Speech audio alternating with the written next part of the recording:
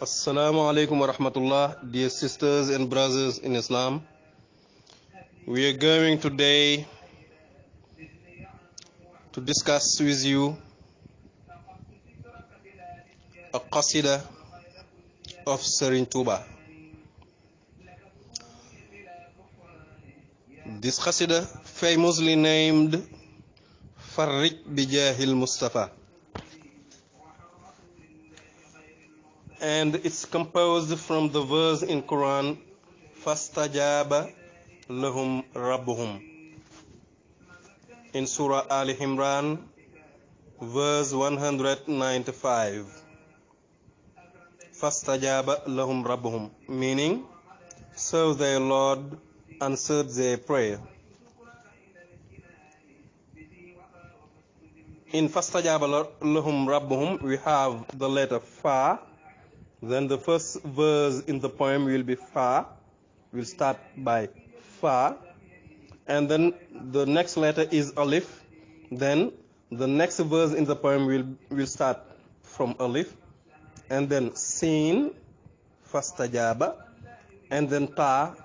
And then Jim. And then Alif. And then Ba. And then Lam. And then Her. And then Mim, the last letter of the verse in Quran. Then from each letter he will compose a line, a verse in a poem named Fastajaba Lahum Rabbuhum, and famously known as Farij Bijahil Mustafa. And the Sheikh will start it by saying, Bismillahir Rahmanir Rahim, in the name of Allah, the exceedingly compassionate, the exceedingly merciful. Allahumma salli ala Sayyidina Muhammadin al-Fatih lima ughliq wal qatim lima sabaq nasir al-haqq bil haqq wal hadi ila siratika al-mustaqim wa ala alihi haqqa qadrihi wa miqdarihi al-azim. Then the Sheikh started by this salat upon the prayer named Salatul Fatih, and meaning, O Allah, send prayers upon our Master Muhammad, the opener of what was closed and the seal of what had preceded, the helper of the truth by the truth, and the guide to your straight path. May Allah send prayers upon his family according to his greatness and magnificent rank. And the Sheikh is going on. وَفَرِّجْ عَنْ أُمَّتِهِ صَلَّى اللَّهُ تَعَالَى عَلَيْهِ وَعَلَى آلِهِ وَصَحْبِهِ وَسَلَّمَ بِهَذِهِ الصَّلَاةِ وبهذه الأبيات آمين يا رب العالمين بحق قولك فاستجاب لهم ربهم. And relieve the community of Muhammad. May the peace and blessing of Allah the Exalted be upon him, his family, and his companions. Thanks to this prayer and these verses, O you Lord of the universe, with regards to your word, quoted, so their Lord answered their prayer. Surah 2, verse 195. And the Sheikh is going on, وَلَا تُوَجِّهْ شَيْئًا مِنَ الْأَكْدَارِ والآفات إلى من خاطبك بهذه الصلاة وبهذه الأبيات. Do not direct any sort of distress towards the writer of this poem, the one who confides in you through this prayer and these verses. Then this prayer done by the Sheikh is towards him, the writer, and also towards someone who confides through this prayer and through this poem. And the Shaykh is going on, may it be so, Ameen. O you the Lord of the universe. Then this is the end of the first introduction. Then the Shaykh will start with the poem by the first line. FARIJ BIJAAHIL MUSTAFA عن أمته يا مخرجا عبدك ذا من غمته.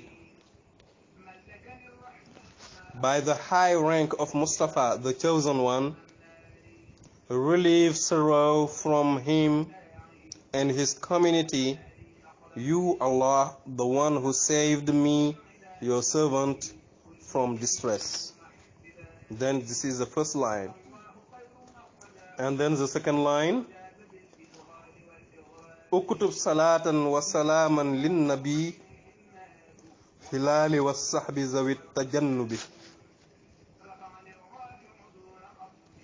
Write peace and blessing in favor of the Prophet with his family and his companions, the ones who shun sinning. The third line, Sallim bijahihi wa jahihim maha ummatahu ya wahidan li qama'a. Protect his community by his prestige and their high ranks, his family and his companions.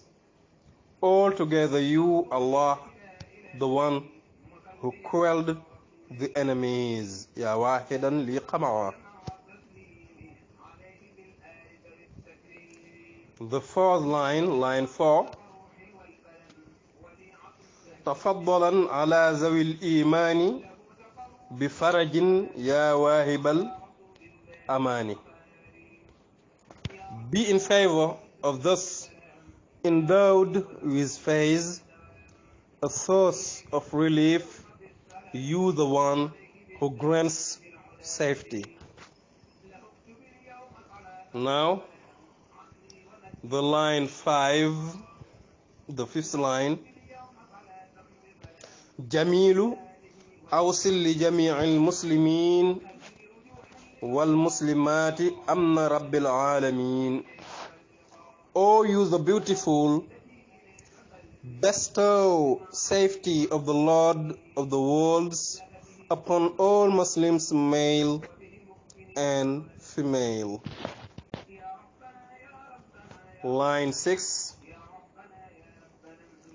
Uktub safa'an li jamihil muhsinin wal muhsinati ya waliyal mu'minin. Write purity in favor of all male and female good doers, you the protector of believers. Line 7. Billahi warrahmani warrahimi hab liman yuhibbunaka ma yamhur rahab.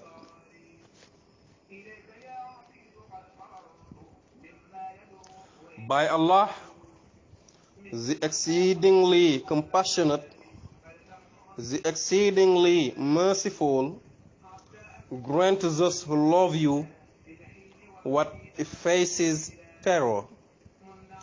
Al-Rahab, we have another Arabic word, Al-Irhab. It's the same origin, Al-Irhab, meaning terrorism. Then the Shaykh is praying his God to grant those who love really Allah, to grant them what effaces terrorism. Line 8. لوجهك الكريم وجه فرجا بلا أذن لمن يديمون الرجاء. By your honorable countenance direct relief of worry towards those who persevere in hope without harm. Line 9. هب لذوي الإيمان والإسلام خير بشارات بلا ملام.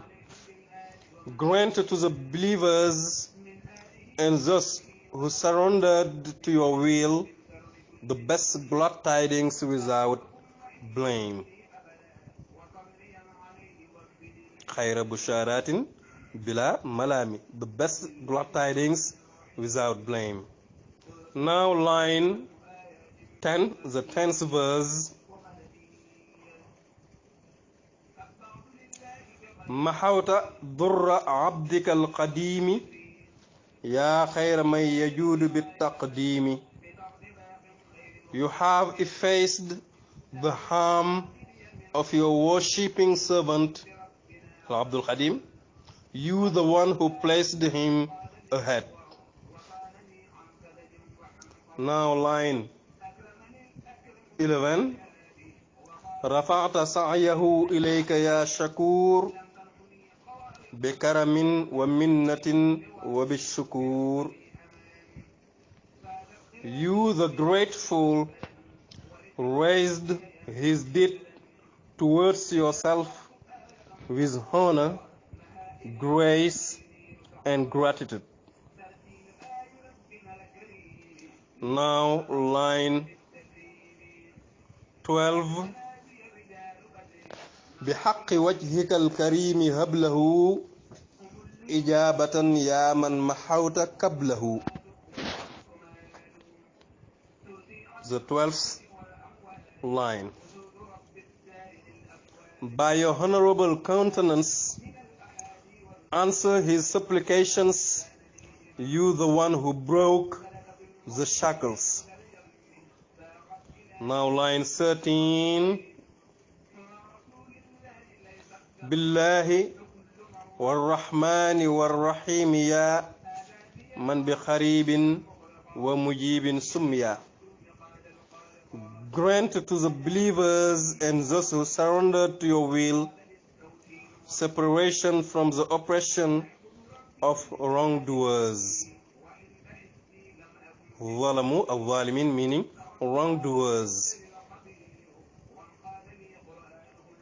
those who do wrong to others.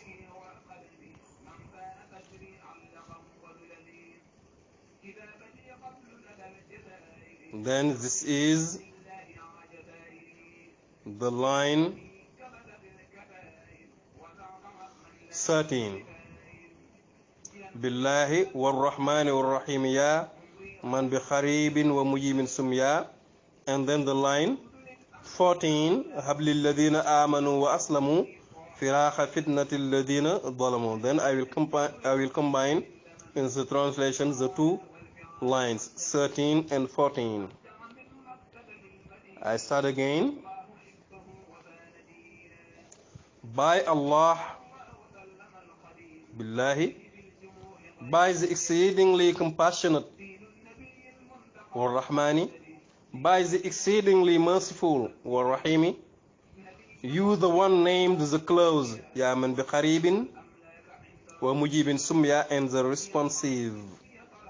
By Allah, by the exceedingly compassionate, by the exceedingly merciful, you the one named the close and the responsive. Grant to the believers and those who surrendered to your will, هب للذين آمنوا وأسلموا, separation from the oppression of wrongdoers, فراق فتنة الذين ظلموا. Grant to the believers and those who surrendered to your will separation from the oppression of wrongdoers. Then this is the line 14. Now the 15th line and the last.